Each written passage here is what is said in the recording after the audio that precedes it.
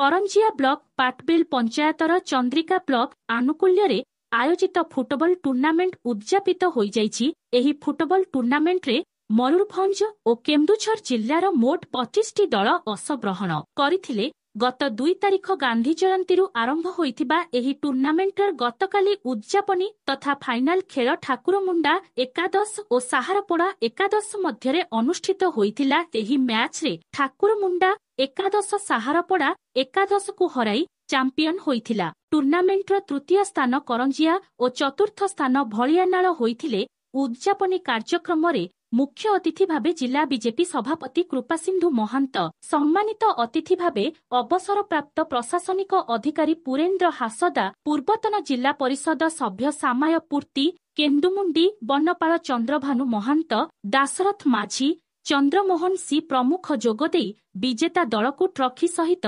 नगद 22,000 टंका, उपविजेता दल को ट्रॉफी सहित 19,000 टंका, तृतीय दल को ट्रॉफी सहित 13,000 टंका, चतुर्थ दल को ट्रॉफी सहित 10,000 टंका और मैन ऑफ टूर्नामेंट को एक साइकेल पुरस्कार प्रदान करथिले। कार्यक्रम को चद्रिका युवक संघ सभापति सुशांत नायक परिचालना करथिले। मयूरभंजरू जितेन्द्र राजंक रिपोर्ट।